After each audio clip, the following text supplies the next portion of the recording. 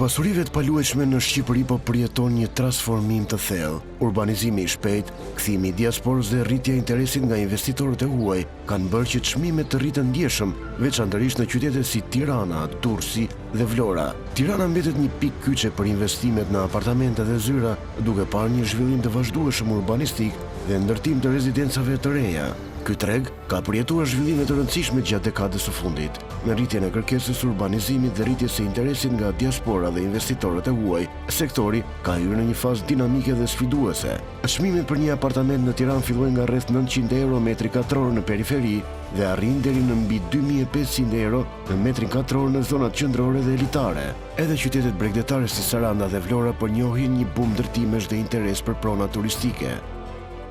Panorama ndërtimit unë do të thotë që është ndoshta më e mira që Shqipëria ka pasur deri në sot, duket qartë që Tirana e 2025-s nuk ka shumë lidhje me çka ka qenë përpara, jo vetëm Tirana, po kryesisht edhe qytetet kryesorë të vendit apo edhe zonat bregdetare. Ndoshta piknisja e parë ka qenë ndoshta rivitalizimi i qendrave të qyteteve, që ka sjellë këtë zhvillim që jemi sot.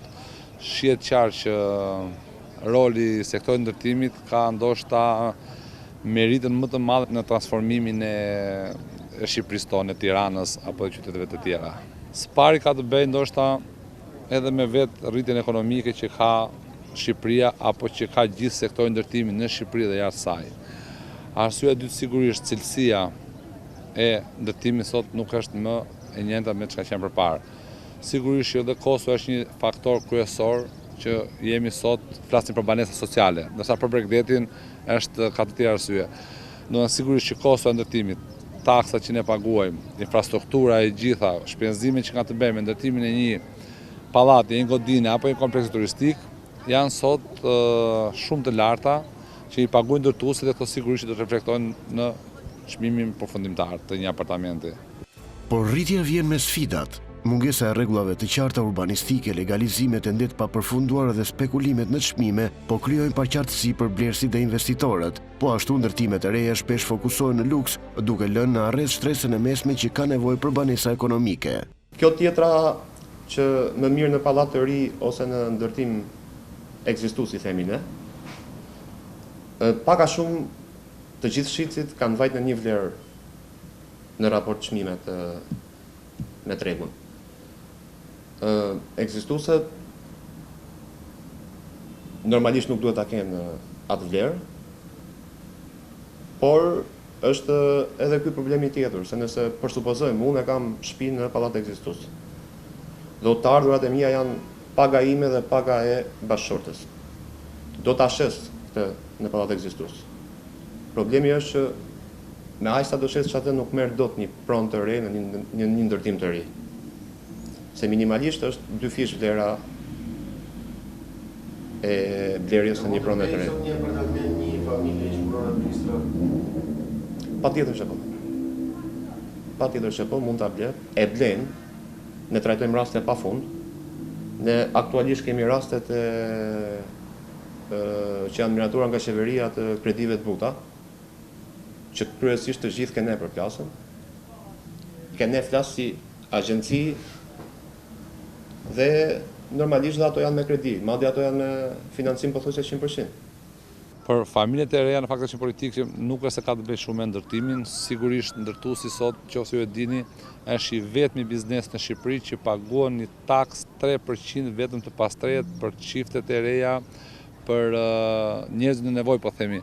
Është detyra e qeverisë apo detyra e bashkisë që këto mijëra metër katror apo këto milionë euro që e theksoj i ka paguar vetëm sektori ndërtimit, tu shpërndahen ose tu jepen me çmime të lira çifteve të reja apo njerëzve në nevojë. Sektori ndërtimit e ka dhënë kontributin e vet, thash janë me milionë euro të argëtuara, janë me mijëra metër katror të dhuruara nga ndërtuesit, janë institucionet e tjera që duhet të shpërndajnë këto që të vënë të qytetarët. Megjithatë, perspektiva mbetet pozitive. Kërkesa e lartë, zhvillimi i infrastrukturës dhe interesimi në rritje për ndërtim të qëndrueshëm dhe teknologji të reja po japin sinjale për një treg më të organizuar dhe më të qëndrueshëm në vitet në vijim. Ionit dhe Gjeni Merdana janë një çift i sapo kurorzuar, të cilët u njohën në një zyrë imobiliare në Tiranë, në zonën e Don Boskos. Ata u njohën dhe u dashuruan edhe me këtë punë, që sot është një nga më të paguarat në Tiranë, Përvoja e tyre është e bukur sepse ata kanë arritur të blejnë edhe apartamentin e tyre, një ëndër për 90% të çifteve të reja në Shqipëri.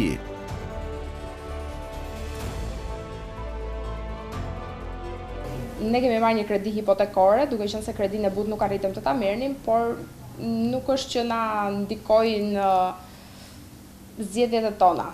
A jeni një shembull ju për çiftet e reja? Po patjetër që jemi, një nga mënyrat dhe le të themi një nga idetë që ne mund t'u japim çifteve të reja është edhe gjetja e apartamentit ton për t'i ndihmuar edhe për t'u lënë të kuptojmë që sido që t'jetë puna, apartamenti dhe shtëpia nuk është thjesht një blerje e rastësishme, por është një ëndër në fund të ditës, edhe është shtëpia streha e dashurisë. Pjesa që ne punojmë bashkë me njëri tjetrin ka ndikuar shumë në punën tonë, sepse çdo relat që krijojmë edhe me klientët e rinj blerës e gjithë, ne punojmë bashkë si tim, bashkë me Xhenin, dhe çdo shoqërim dhe çdo prezantim pronë që bëjmë, i bëjmë bashkë. Kjo do të thotë që edhe klientët blerës më së shumti çiftet e reja krijojnë një ide më të qartë se si mund të jetë, duke u treguar edhe në historinë tonë se si kemi filluar dhe se si kemi blerë edhe në apartamentin tonë të parë, edhe ata bëhen me qasje më të afërt drejt zgjedhjes një apartamenti të duhur. Po krijon dhe besueshmëria. Po sigurisht edhe besueshmëria në mënyrën e funksionimit të agjensive dhe agentëve imobiliar, po gjithashtu edhe në zgjedhjen e një apartamenti të duhur, sepse për çiftet e reja në fund të ditës ai është një investim shumë i madh, nuk është thjesht një blerje e rastit. Si e bëhet apartamenti? Apartamenti jo, duke qenë se ne jemi pjesë e agjensive imobiliare, është duke qenë se ne shohim shumë, edhe ne kemi patur një periudhë goxha të gjatë për të vendosur se çfarë duhet të marrim dhe të zgjidhim një apartamentin e duhur për ne. Atëherë kemi kërkuar shumë, sepse edhe puna jonë e përditshme na bënte që ne të shihnim shumë apartamente derisa të zgjidhnim atë që ishte i duhuri për ne. Por çfarë këshillojnë ekspertët për çiftet e reja dhe ata që interesohen që të kenë një apartament në zonat e zhvilluara?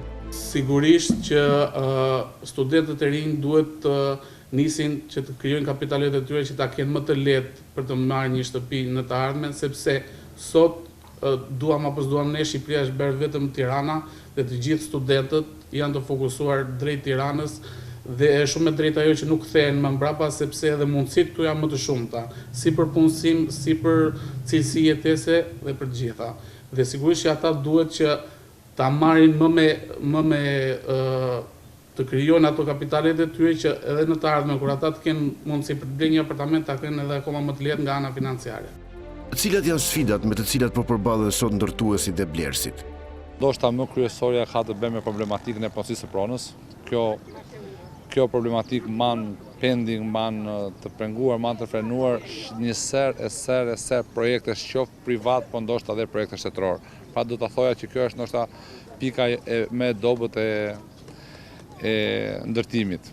Por që ka të bëjë, nuk ka të bëjë me sektorin tonë, por janë instancet e shtetit që do ta zgjidhin. Përgjigjja e institucioneve shtetërore ka shi vrulli që ka marrë ndërtuesi. Pra, institucionet shtetërore nuk e kanë përgjigjen me të njëjtin ritëm siç e kemi ne si ndërtuesa. Pra, ndoshta do të fuqizohen disa, do të lehtësohen disa procedura që pajisja me leje ndërtimi mos të kalojnë me muaj në vite, por të merret një kohë saqë ka dhe ligji 45 apo 60 ditë. Pra, koha është ndoshta faktori i dytë më problematik për ne. Përveç shitjeve, edhe qirat për apartamente zën një vend të rëndësishëm në këtë treg të madh. Tirana dhe disa zona të saj nga ky treg qirash po sjellin një ekonomi më të qëndrueshme për disa lagje, të cilat po zhvillohen dhe ekonomia po rritet për ditë. Tani po flasim për pjesën e Qiras. Realisht Qirat në Tiranë është gjëja që lëviz më shumë se çdo gjë tjetër. Kjo është e ndarë me zona. Në zonën e ku jemi në Don Bosco, 80% e qiramarrësve në këtë zonë janë kryesisht italianë. Duke qenë se janë të gjithë studentët e zonës Qillit Mirë dhe janë studentë që në familjet e tyre kanë një farë kapitali. Nuk kërkojnë një shtëpi sa me fut kokën, kanë specifikat e veta dhe duan diçka që të jetojnë komod. Dhe normalisht automatikisht zona merr potencë dhe zhvillim tjetër. Se nëse flasim 80% e zonës e marrin italian, do të thotë që ka i farë zhvillimi të çdo industrie, qoftë kafet, marketet, dhe nuk ngelim prona bosh. Në momentin flasim për shtator, tetor, nëntor, industria jonë e agentëve imobiliar është në luftë për të siguru prona për qeradhënje. Sepse atëherë është edhe bumi i kërkesave. Nisja e çdo sezoni, shkollës, punës, post pushimeve. Tirana, Saranda, Durrësi dhe Vlora po bëhen një pikë qendrore për arkitekturat e guximshme dhe inovative në shumë ndërtime apo komplekse në qendrat dhe në zonat rurale të tyre. Ndërsa Tirana sot, kur disa projekte janë ende në horizont, përfshirja në to e arkitektëve të klasit botror, po sinjalizon se ky kryeqytet nuk është më një qytet në periferi, por një lojtar kyç. Kryeqyteti shqiptar por i shkruan padyshim të ardhmen e tij, si dhe është pashmangshëm edhe një pikë referimi në të njëjtën kohë.